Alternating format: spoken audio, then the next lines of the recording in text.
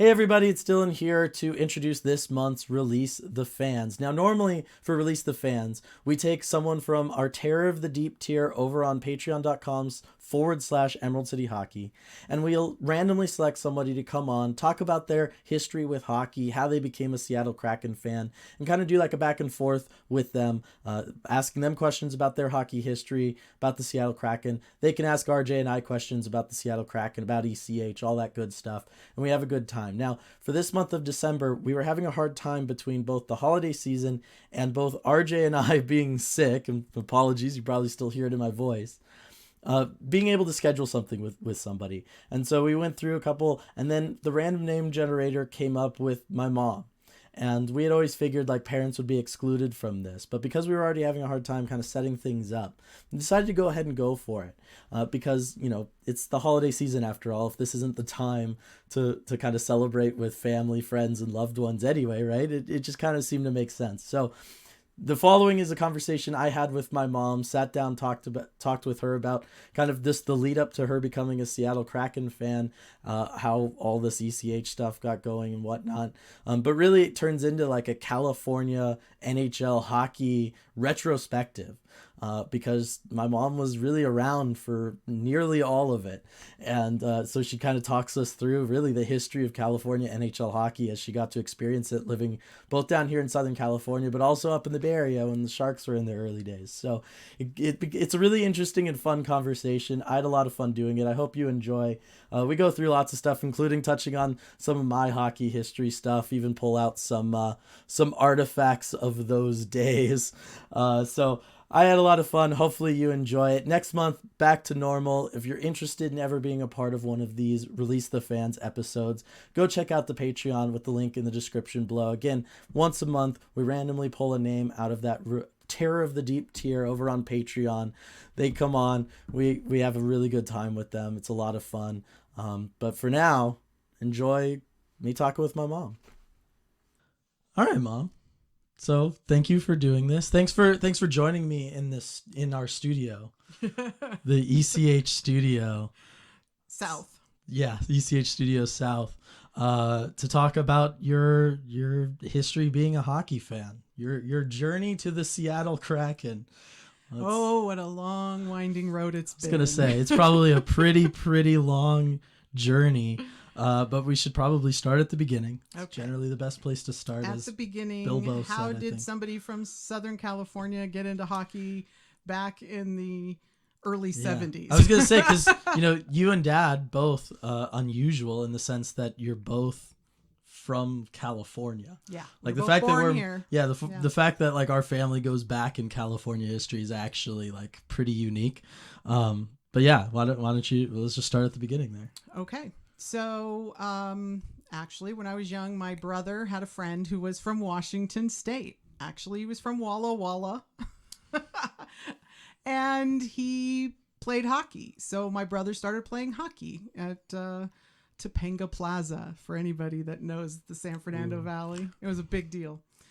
The only ice skating rink in the valley at the time, I think. Maybe one in North Hollywood. Anyway, so my father, who was from Vallejo, California, up north, took us to see the California Golden Seals back in the early 70s when they would come down to play the Kings.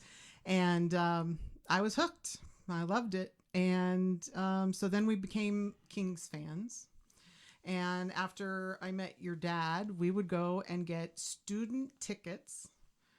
Same day. You could literally walk up to the Forum box office and pay $5 and get in and see the hockey game. Now, you were sitting behind the goal. And probably way up. Not that far up. The place was half empty. It was the Kings. Yeah, I was going to say, it's the Kings in the 70s. It's hockey on the Late West 70s, Coast. Early 80s. You're talking the It was nearest... the early 80s, actually. Yeah, like after the Golden Seals go away, then the closest team to the Kings is Vancouver. Yeah, and these are pre-Gretzky, remember? Well, yes. So we were still purple and gold. I was going to say, so at that time, the Kings are still owned by Dr. Buss. Yes. Who owns the Lakers. Yes. And so they're playing in the same building. They're Yes. both playing in the Forum. Mm-hmm. They're both purple and gold. You got the old school crown logo that everybody now likes. I still have one of those. I was going to say, you still got one of those jerseys. But you don't have Gretzky yet, but you do have Marcel Dion. We did. We had Marcel Dion and Bernie Nichols and Luc Robitaille and Jimmy Carson. Dave Taylor, Charlie Simmer. Yeah. All And those that was guys coming in. before they had to wear helmets. Yes. So they grandfathered that in. So all the young guys had to wear helmets, but the older guys didn't. So I think the last guy on our team to leave that didn't wear a helmet was Ron Duguay. Probably. He had to be one Tiger Woods, maybe. Tiger Williams. Williams? Yeah, I said Williams, Woods. Tiger Williams. Wrong sport. Ron Duguay might be one of the last people. He had a good flow. Yeah, he had good flow, but he might be one of the last people total to not wear a helmet in the NHL, period. Not just for the Kings. But yeah, that was... We've seen a lot of changes. That was wild. And because it was, the Forum in LA, a lot of Hollywood people around. But back before Gretzky, the only people that we remember seeing was Tom Hanks and John Candy. They would come very regularly to Kings games. Yeah, John Candy, huge hockey fan, Canadian, so they're both, aren't they? Isn't Tom? No. Tom Cruise is Tom Hanks is from. He's from the Bay Area. He's from Oakland. Oh, okay, yeah. It was back during his bosom buddies days. Yeah, if when you he was know that breaking series into when he was Hollywood. breaking and he was very young, pre-movie star. Yeah, he wasn't really a huge. He star. wasn't anybody big enough. I think it was like Joe and the Volcano or something. Those days. Anyway, Money Pit. so we watched back then, and they had a Triple Crown line. Right. Do you remember that? Marcel. I don't know if you know about that. Marcel Dion with Dave Taylor and Charlie Simmer, and Marcel Dion for newer hockey fans and stuff, because he obviously played a long time ago. Him orchestrating kind of his deal to the Kings is kind of what set the stage for free agency. His agent negotiated with the Kings while he was still a member of the Red Wings, and then he kind of. They made a sign and trade kind of thing happen, and that was like what kickstarted free agency in the NHL. Him and his agent. But Marcel Dion finished top 5 in points and goals all time, and I believe he's right. He's kind of right on the borderline there. I don't know if Jágr and Ovechkin have kind of pushed him out on the goals out of the top 5 now, but he had 750 career goals. Look him up. All time legend Marcel Dion, and he helped put the Los Angeles Kings on the map. Yes, after they came into the league. Right. And at the time we were in what's called the Smythe division, which was 4 Canadian teams and us. So it was Winnipeg, Edmonton, Calgary, Vancouver, and Los Angeles. Yeah, I mean, that's certainly where it all bounced around a little bit. Originally you're in the Norris for some of that time, where you're with East Coast teams like Hartford. It was stuff. ridiculous. And then eventually, in the 80s, it settles down and we were Smythe's division. And that was during the time when Edmonton ruled the world, and Wayne Gretzky and all those guys. I was going to say, because this is also the time where... They just came to Los Angeles and kicked our butts over and over and over and over. One miraculous night. the miracle on Manchester. Okay, well, that's the 5-goal comeback in the third period. That's considered a miracle because it never happened. It was not supposed to happen at all. Otherwise, anyway. And that's in the time where four teams from each division would make the playoffs. Yes, and we were the 5th. Yes, and the Kings were the 5th. A lot of times, not all the time. Yeah, but a lot of times. Ultimate road warriors. Right, because we were going to had to travel. They didn't, Vancouver, Edmonton, at the time, Calgary. They did not Winnipeg. adjust the schedule for miles traveled like they do now. They try to make it very even for everybody. So literally, Vancouver was the closest team to us. Yeah, here in Los Angeles. No, there's just no way to avoid. So they lived on an airplane. At least a 4-hour flight back then, probably. Well, what is it to Seattle? It's but then then they would go across Canada to Winnipeg and then come back. Yeah. Nobody liked coming here either because it was like this. We're off on our own, and so they had to travel all the way out of their way to come and see us. And and it's the days before professional athletes make money, so it's not like you can even come to LA and party because you're wealthy. It's Look, this is still no. The basketball players would come to LA and party. Yes. The hockey players, no, definitely not part of the King's mystique at that time. No.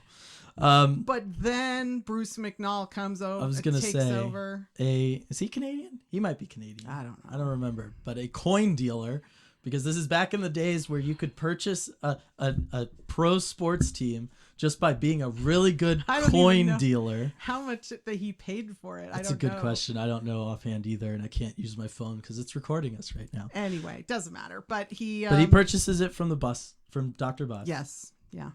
And everything changes. Rebranding. Out goes purple and gold. In comes black and silver. Steals the Raiders colors. Yeah.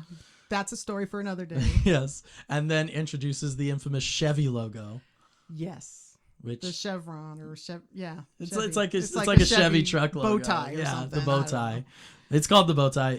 That's what they called it back then, but it's a Chevy logo. Well, they call it the Chevy italicized. Bow tie. Yeah, it's italicized a little bit. Chevy calls it a bow tie, I guess. So first off, like, what are you thinking when that all happens? Like, are you upset that the colors go and everything? Okay.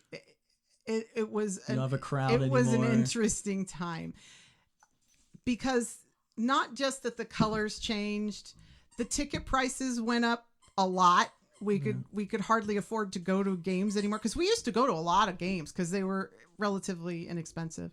And then, all of a sudden, everybody wants to go to the Forum. They all want to see Wayne Gretzky. He comes to town. He's the big man on campus. That's all the celebrities want to go. People they're selling season tickets like crazy. It's hard to get tickets. You got to pay through the nose for them.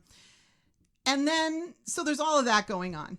And then there's just the fact that here is this person that, although I can concede, is the greatest of all time. Well, yeah, I was going to say, like, let's set the stage that Bruce McNall, the big thing after the rebrand is he goes out and he makes the trade for Wayne Gretzky. Only time in the history of any sport, really, that the best player, like the unanimous GOAT, goes from one team to another, and it's in division. So you've spent now a decade getting whooped by him. Completely, as the Oilers have their dynasty and you have to watch it all, and if the couple years that the Kings do sneak in and they're that fourth playoff team, Edmonton's of course the top seed, so who gets kicked out of the playoffs, swept right away? It's LA. Yeah. And so you have to see, him and Messier and Curry and, Coffee, everybody, Grant Fuhr, literally everybody do this to you forever. No, it was Grant Fuhr. Oh, Grant Fuhr. Yes, it was. Sorry. And you have to. We used to call him Robo Goalie. Yeah. Like we had nicknames for all these guys because we hated them so much. Because it's like, okay, if Kraken fans, imagine Vegas coming to town, playing them in division. More time we played them more times. You guys might have played each other like 7 times a year. Yeah, and just getting smeared for like a decade. Yeah, and then having their top player, who's the greatest player in the league, of all come to your team, and it took me a little while to accept him and like root for him. I know that's weird, but I get very like emotionally attached to my teams. I'm sure everybody can, if you're a sports fan, you kind of understand. But it was very rough there. That first season was really tough. It was like, how do I root for this team now? Time. It's got different colors. I can't go to the games, and it's got a player that I hate. It's right. I mean, what do you do with that? And how do you say you hate Wayne Gretzky? I mean, I would say, I hate that guy. And people would literally argue with me. What do you mean? How can you hate him? He's the greatest of all time. Well, I can admit he's skilled and talented. But, we used to say bad things about Wayne Gretzky. He was a cherry picker. He would always hang out behind the net. We had all these things that we would choose to, because he was kicking our butts. Yeah. I mean, how do you not? You got to I don't know. Yeah. Anyway. No, so it took me a little while. It probably took me a year, maybe 2, to be honest. Because I was trying to think of a Kraken equivalent, and there just isn't one. You don't have it. You don't have a decade of being ruled by somebody. You get ruled, for a decade by Jack Eichel in Vegas, and then Eichel comes, but it's still not the same because unless Vegas wins like 4, 5 Stanley Cups in there, they won all those Stanley Cups, and Jack Eichel breaks all of Wayne Gretzky's records. Right, and like I said, we played them more times in a season. Yeah, there is no equivalent to it because of the division. I don't know if it's because we were way out here on the West Coast or whatever, but Yeah. It seemed like we played them a lot more back then. Yeah. I don't know. I mean, it was an 80 game schedule at that point, but there's like half the teams in the league as there is now. So yeah, you just on average have to play everybody. But more. then Gretzky starts getting close to breaking some records while he was here. And so, the whole town gets behind him and, they're talking about it on the news. Hockey's actually being talked about. Yeah. Like it was never talked about before. No. So and he did bring awareness to the game, yes. to the sport, to the West Coast, or at least to Los Angeles. Right. And LA as a sports town has always been winners get attention. Nobody cares about the losers. And this goes for any team. Like, you think everybody's a Laker fan? No. When the Lakers are bad, you can just go pick up tickets. It's not a problem. The Dodgers, when they're bad, nobody's going to a Dodger game. Like, there's enough teams around because you have so many of them. Well, not only that that, everybody but then just people follows just switch. the winner. So, you just switch and go, the Clippers are good. Let's go watch them. Yeah. Instead of the Lakers. Like, people say they're like diehard or Laker the Angels fans, but are like, good. Let's go watch them. Yeah. Of course, that hasn't happened in a while. No. But everybody just bounces around to whatever team is winning at any given time. That's the team that's popular. That's the one that's going to dominate sports talk radio. So when you get the great one coming into town, not only because that's the other thing LA loves is they love stars. Yes. You love and star his power. wife was an actress. Yep. And that whole thing. They were entertaining. Yeah. Lots of movie stars and stuff. And she was trying to get into the business more than she was. And so, yeah. Yeah. Hanging out with Alan Thicke all the time. Yeah. Yeah, obviously, the big story of he would when, babysit. Yeah, when Gretzky found out he was traded, he was babysitting young Robin Thicke at the time. Yeah. Pretty, was up in Canada. pretty funny story. I didn't know they were down here were actually they? out in whatchamacallit? Hidden Valley? Hidden Valley, yeah. So not that far from here. Yeah, they lived there even after we moved here, which is crazy. His Stayed kids there a long went to time. the local private high school. Gretzky's kids. Yeah. But we digress. Yeah, so Gretzky Okay. comes in, he breaks Gordie Howe's record, and you weren't at this game, but Dad and your best friend were. I don't even know why I wasn't yeah. there. I was trying to remember. That would have been your senior year of college. Oh, well, I wonder if why, that was why. That could have been why. And so just to show, like, because Bruce McNall has the Kings in this place where everything is larger than life. He's a very larger for life character. If you haven't like looked up the 30 for 30 about the Gretzky trade, I highly recommend it because you'll get a good sense of like this whole time period and what Gretzky coming to LA did for hockey and for the Kings everywhere. Mm-hmm. But just because Dad was at the game, I feel like we should talk about it. Gretzky breaks Howe's record on the road. Yes. And so they come back to the Forum 2 days later, and Bruce McNall goes out on the ice and gives Wayne Gretzky a giant container filled with American Eagle gold coins.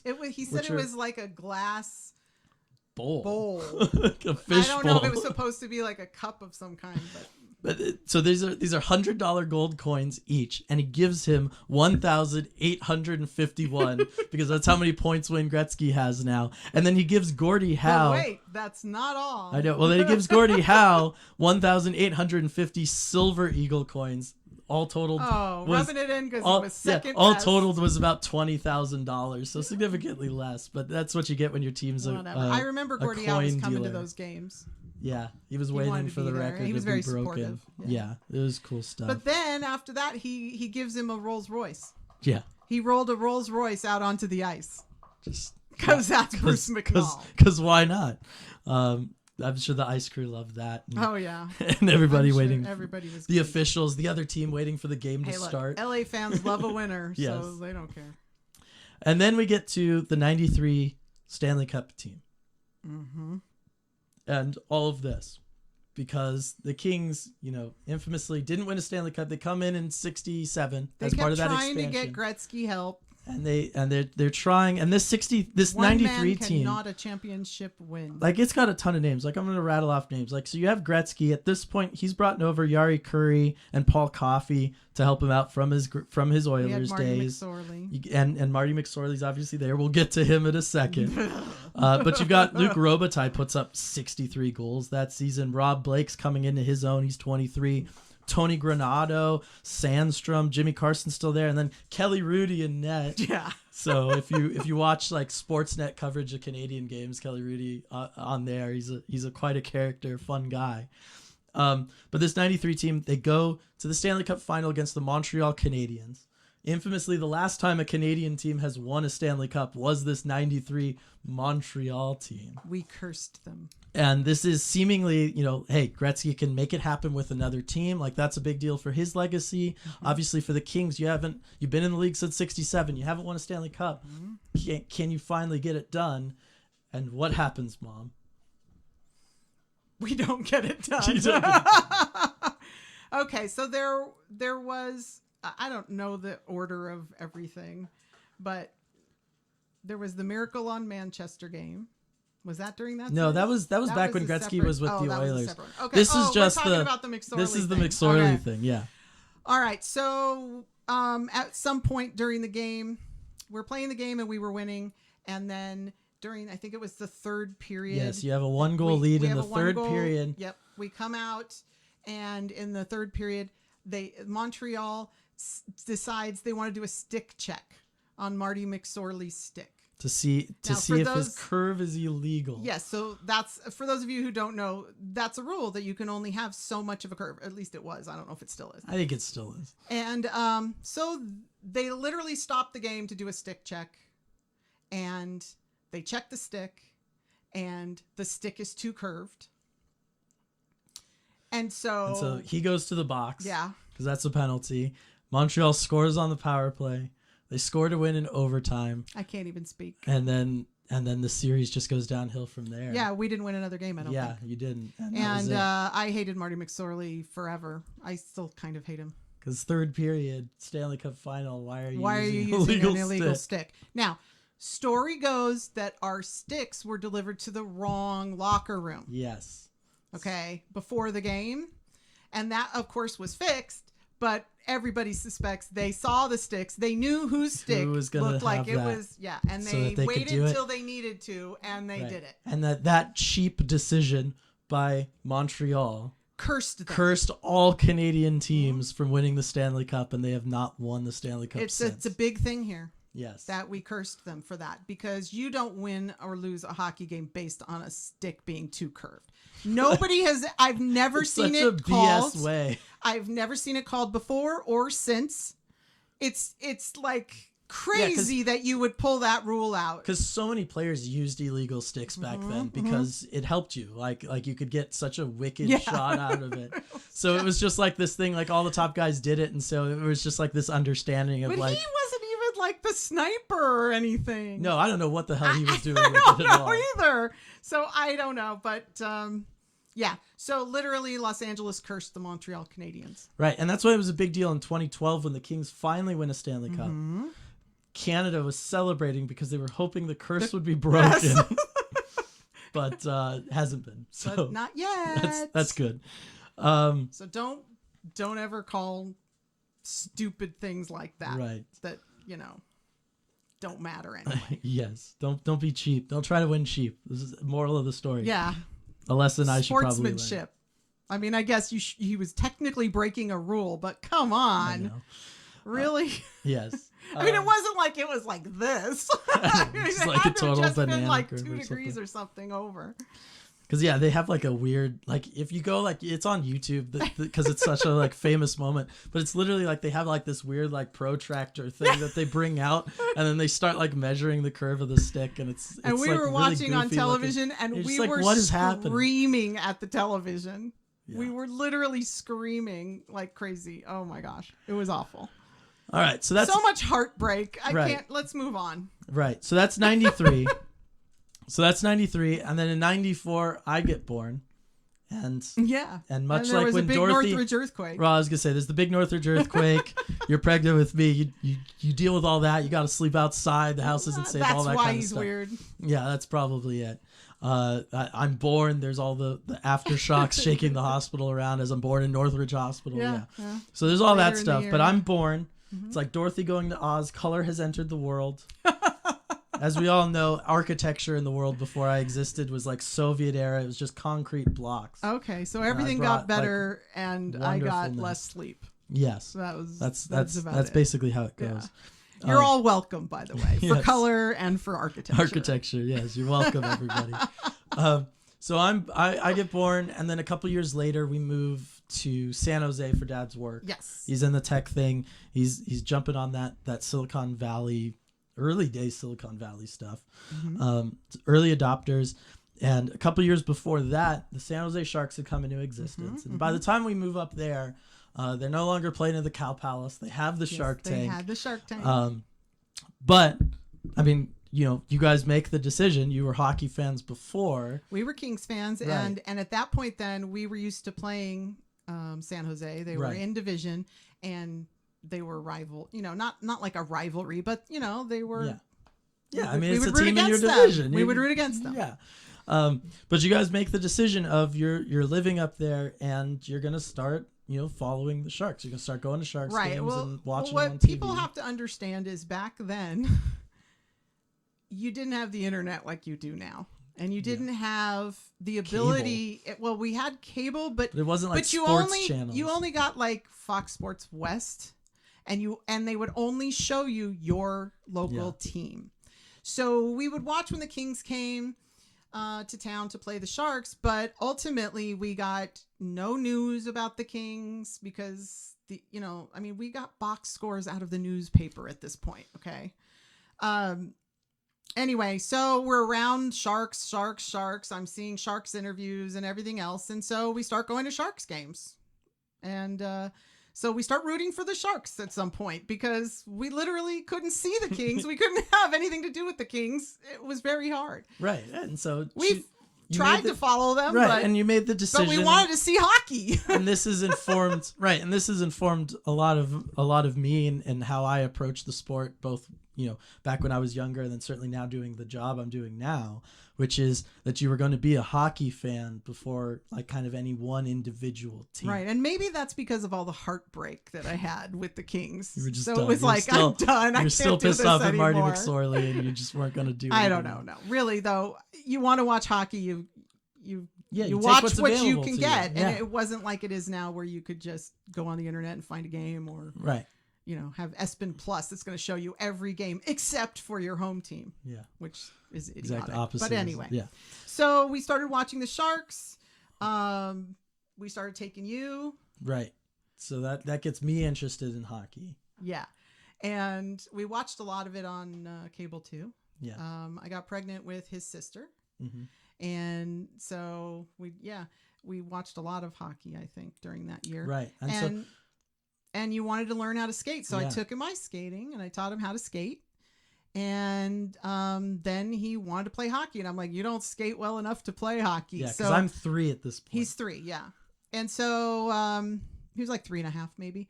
And so I took him, put him, after I taught him kind of how to skate, I put him in some skating classes.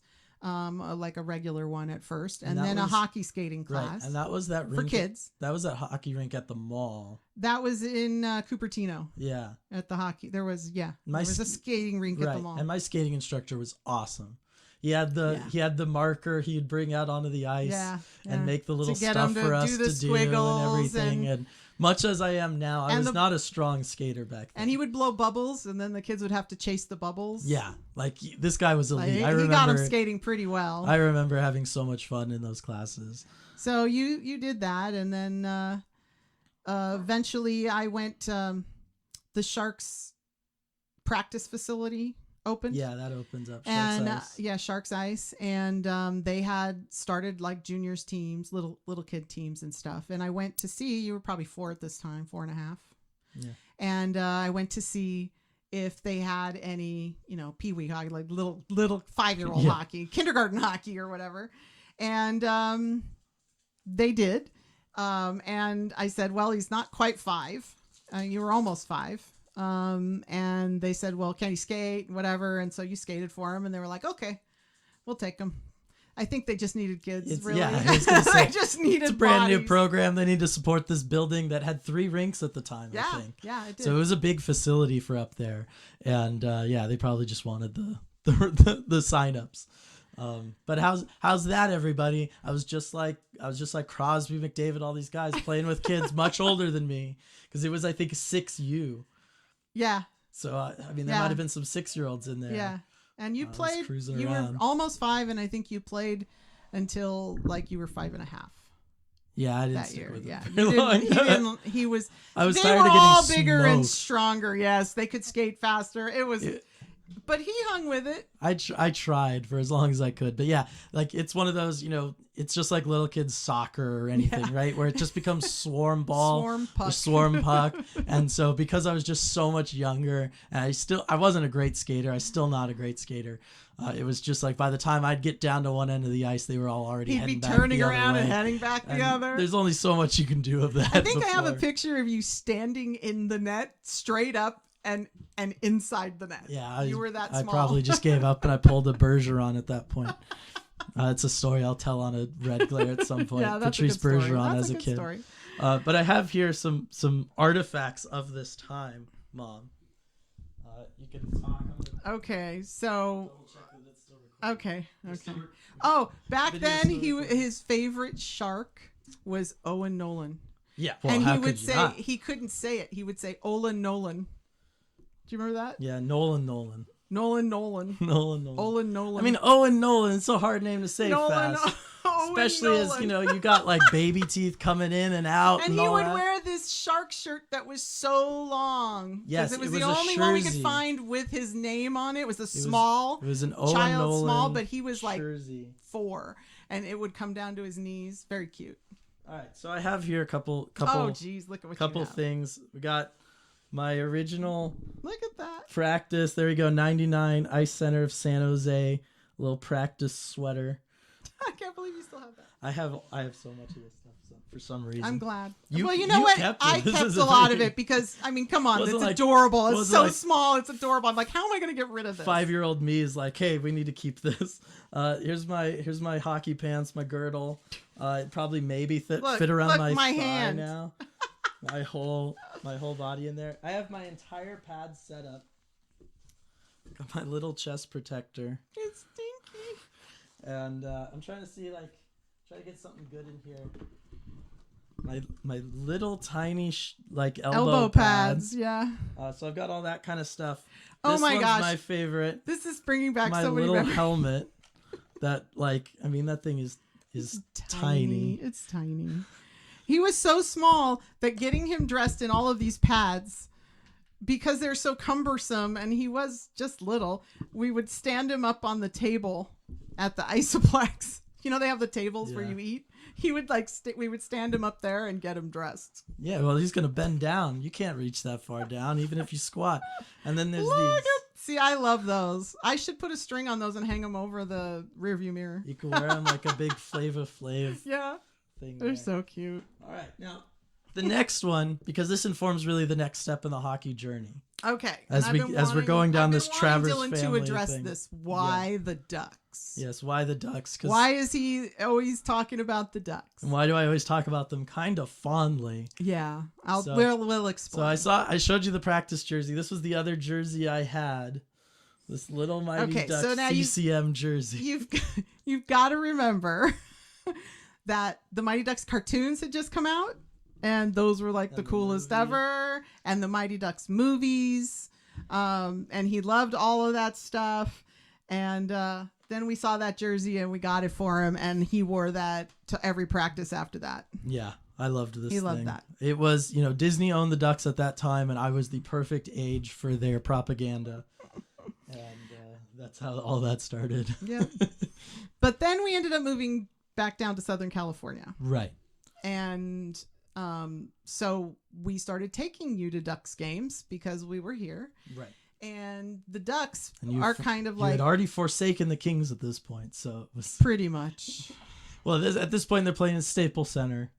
And Yes. it's So the Staples expensive. Center is coming, and we did go to a few games there. Yeah. But I really hate that arena. I really hate that arena. For those of you who don't know, there's the lower bowl, and then there's 3 stories of luxury boxes, and then the cheap seats.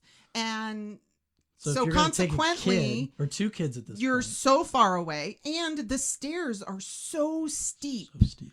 Getting kids up and down, it's scary. Yeah, You it's got to brutal. hold the rail the whole way. Yeah, Steepest It's stairs not- I've ever seen in an arena. Yeah, it's not kid friendly. Not at all. Like the crowd can be, but like the arena The itself is fans not up there are the best fans. is not crowd is in not LA kid-friendly. because they're the true fans, and then there's the lower bowl that people buy, all the companies buy the tickets, and half the time you watch a Kings game, you'll see there's not a lot of people there in those lower seats unless they're winning, which goes right back to where we started. But anyway, so we started going to the Ducks games because they were affordable. We would get these things for $44. You could get 4 tickets to the game, 4 hot dogs, and 4 sodas. Yeah. And they ran this for like a decade straight. Yeah. Season after season, and multiple times a season they would have games that you could do this. And so, as any of you that have young families, that's very affordable. Even then it was very and you're affordable. gonna get fed because like it's still like a 2-hour drive probably to get there, hour and a half, and then like an hour and a half back because of traffic and the timing of everything. So like the fact that you're getting the food with the tickets is a big deal. I think parking was included at first, like earlier on in that, so and then parking is still cheap in Anaheim. I remember doing that, and the year we started doing that was 2007. And that team goes on to win the Stanley Cup, be the first California-based team to win the Stanley Cup. Scott Niedermayer was there. Yeah. And I remember because it took a couple of years before we started going to Ducks games after we moved down here. Because we moved down here when the Devils were winning all their Stanley Cups. Oh, and we watched all those We games. watched all the Brodeur and Scott Niedermayer Cup runs on TV when we had first moved. And I was really missing hockey not being in San Jose. So we watched all those. So then Scott Niedermayer comes to the Ducks. Joins that 2007 team. You've got Getzlaf and Perry coming in, Bobby Ryan, they're all becoming guys. And then you got Pronger and Niedermayer, who just basically played all the minutes every single night all year for that team. And then they win the Stanley Cup that first year we start going to games, and it was just like, wow, this is awesome. So like this is so cool. This is so easy. And so it just kind of further built into my mind like, the Ducks were the shit. This Ducks thing is like pretty awesome. Yeah.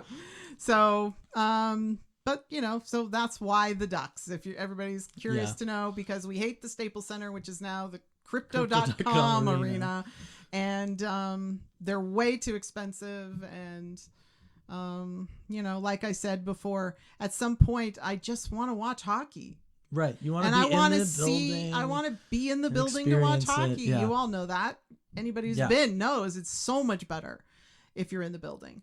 And so you do what you can. Right. And that's why I push for, like, Seattle is lucky because you have like all the WHL teams nearby. Yes. Like that option. You could take your kids to those, I'm sure. Right. That option been all did about not that. exist at all for us down here in California. So at least up there, like Seattle, if you can't go to Kraken games, you can go to a Thunderbirds game, a Silvertips game, whatever. And you can still expose your kid to hockey. You can get them in the arena, have them fall in love with the sport. That's also cool because it's like the young players who are going to go and become something. Yeah. Like you can get used to that process. Yeah. But that's why I always talk about like the emphasis on like, sports as a whole. It's gotten so expensive in the last 10 years. I worry about the future of sports. We're already seeing it with Gen Z not being interested. They're not into sports. And I really think it's because you can't you can't afford to take a kid to a game. And if those are those prime years where you bond going to a game, kids get excited going to a game, they fall in love with it and build that like emotional connection to it. To their teams, yes. And so I very much had that, and it was split really all over California for me, which also furthered my whole idea of just not being a fan of one particular team, but following players around and just being a fan of the sport in general. Yeah. But then somehow you ended up a Penguins fan, and I'm not entirely sure when that happened. Because at some point I was like, all right, I need to have favorite teams. Was that when they switched from the Mighty Ducks to the Ducks? It was probably around that time, yeah. And then I decided I needed to have favorite teams in all the sports, and I was going to choose based on mascot and logo. I remember that. And so that's how come he likes some really sad teams. Like the Bengals, who are finally not sad for the first time ever. Good for you. Yeah. But yeah, that's how all that stuff happened. So, and then from that time, really, it's, that basically takes us up to now. So, well, when you started scouting. Yeah. I was 18. It changed my frame of reference when it came to hockey a lot. And the Kings had won at that point. Yeah. The Ducks had won. We were right in that window. And it became for me about hockey being in California. So Yeah. I literally rooted for all the teams in California to do well, because the better they did, Right. I mean, we were seeing the effects of that. better for the sport, which is why Seattle probably has one, right? Because a couple of cups came to the West Coast. Yeah. And I remember you meeting Brian Burke. Yes. At a conference. Yes. And what did you say to him? And I told him I thought he was the second most important person to California hockey, because he constructed that Ducks team that first brought the cup to California, because we were here for that, and we saw the explosion in youth hockey, whether it was roller or ice. Yes, the Ducks have a huge Absolutely roller exploded. hockey reach. Yeah, they have a huge roller hockey reach, and that was also at the point where they started to expand out. They created the Ducks High School League, and then they sponsored all of these rinks all through Orange County that opened up. They're called Ducks Ice. Ducks Ice rinks is Ducks Ice, whereversville, and then Ducks somewhere Ice, else. Isoplex. Just wherever whatever. There's industrial space that's not being Ducks used, there's Ice, Ducks Ice Carson. now. And but there are rinks all over Orange County. I think there's like 9 of them. Yeah. And that's like absolutely incredible for a space like this, for a Southern California region. We had never seen anything and like so it. much of that was just because they were able to win a Stanley Cup and bring that winning culture to Southern California that is obsessed with winning culture, Yes. as we talked about. And so, yeah, I did talk about that with Brian Burke. He was very, it's one of the few times I feel like he's ever been like really like taken Speechless? aback. Yeah, it was Speechless. like I don't think he'd ever thought of it But that you gotta way. remember, he's at a conference and he Yeah, just I gave like- a talk, yeah. and then you go up to meet him after, Right. and shake his hand and then tell him, I just want you to know you're the second most important person Yeah, this person everybody's always intimidated by on the West Coast Yeah. of hockey. behind Gretzky. And then he 'cause- goes on to explain why. Yeah. Yeah, and it was just interesting because I don't think he had ever thought of it that way. He obviously, of course, no, but like I think he really appreciated he heard it. I think he really appreciated it. His son heard it. Yes, his son definitely heard it. And then that was that same conference in 2013. You went with me because I just turned 18, And it I was was in doing New York. Right, I was doing yelling at the ref. And the draft was going to be in New Jersey. This is the Nathan McKinnon draft, everybody, with the infamous this bus is the crash famous story. Bus story. And so you went with me because I just started yelling at the ref while at that senior year of high school. I was doing the youth coaching with RJ over at the roller rink and stuff. Yeah. And then we go and you're helping you're basically like my swag person. Yeah, I had You the have the swag. t-shirts and We had everything, and you're like yelling at the handing them refs' out. t-shirts, and I would walk around the arena and give them to all the prospects that Right. were waiting to be drafted. And Yeah. And I had never I've I'll talked talk about to anybody. You guys will see me up there Yeah. at Queen Anne Beer Hall. Just come up. I'll Next talk month. to anybody. Yeah. And I've talked about my history with anxiety and I was Yeah. agoraphobic, all He that was kind of stuff. so So scared. there was no way at 18 I was just going to hop on a plane and go cross country to try to push this whole thing by myself. So you graciously go with me.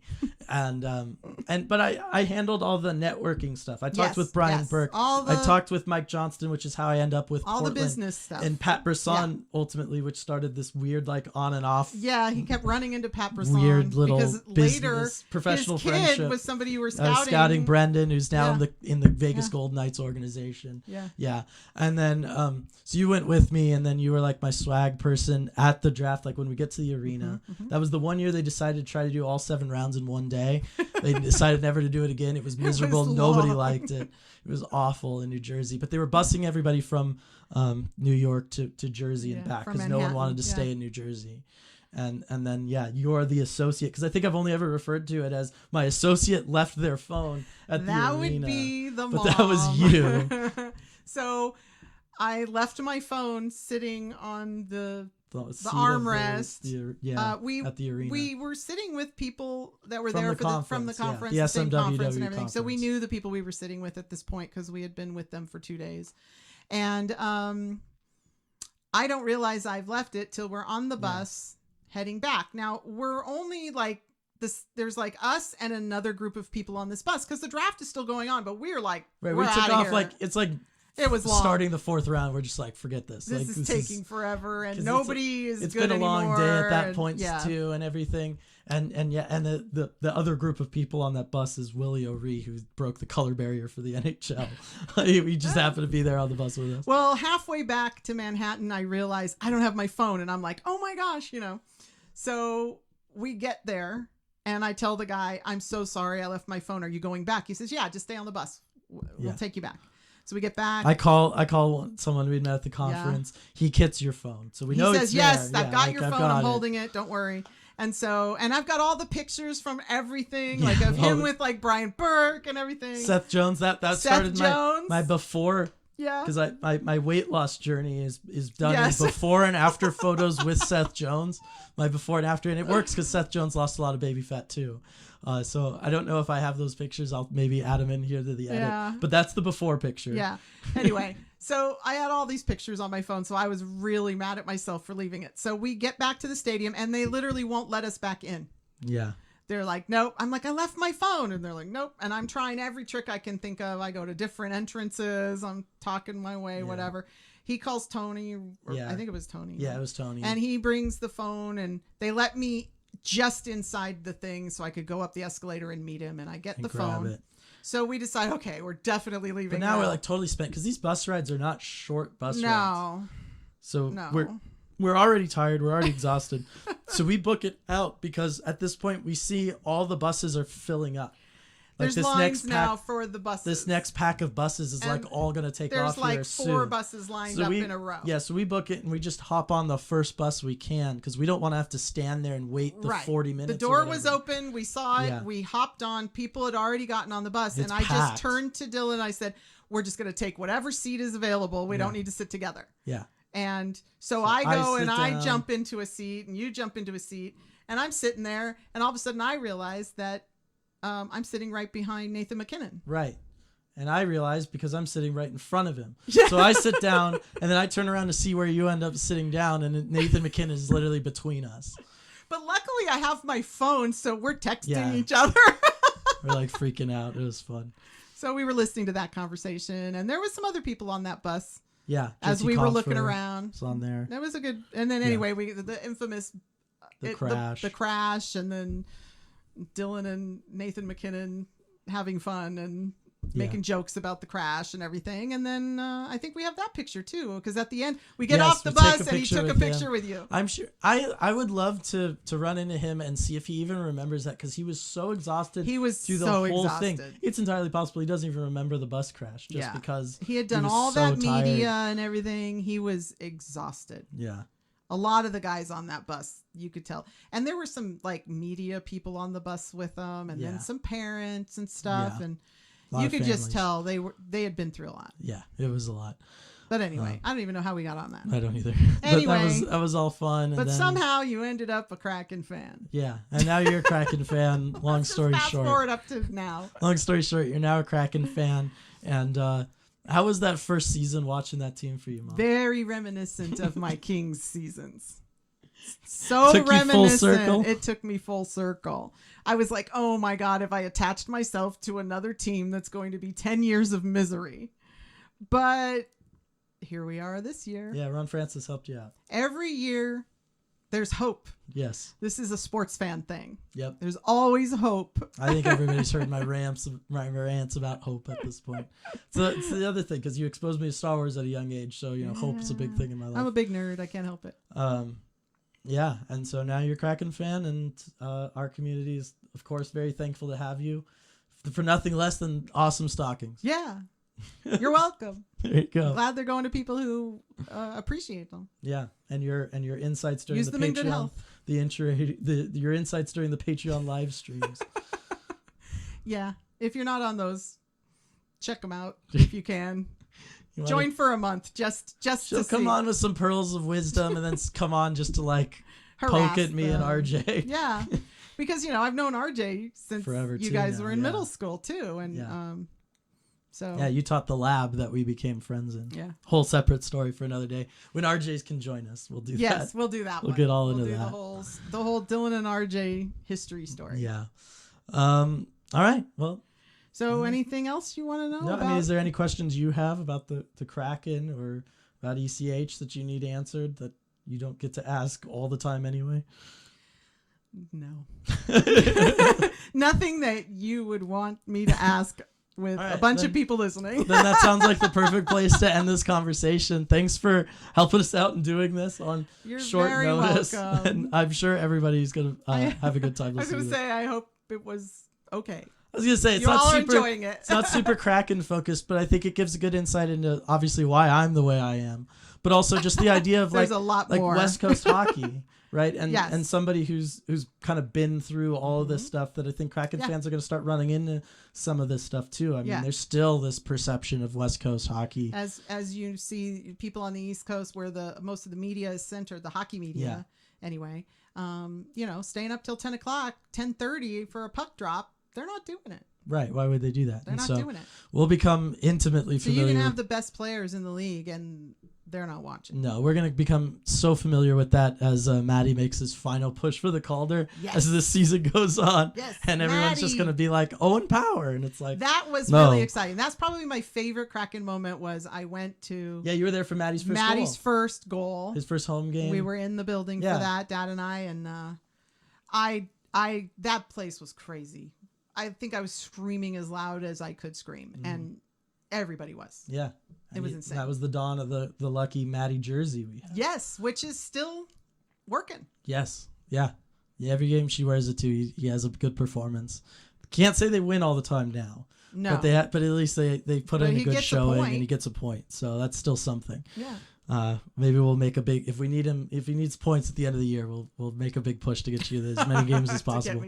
You can travel with the team. How's that? We'll stick you on the plane with them. All right, everybody. Thanks so much for joining us, Ma.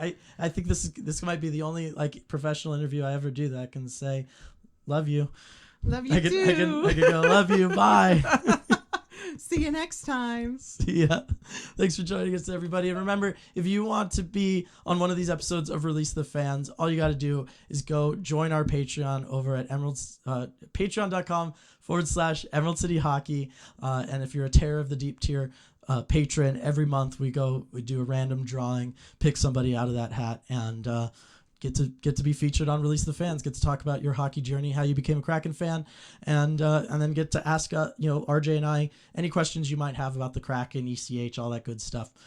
So looking forward to continuing to do those. Thanks for joining us for this one, and we will see you all next time.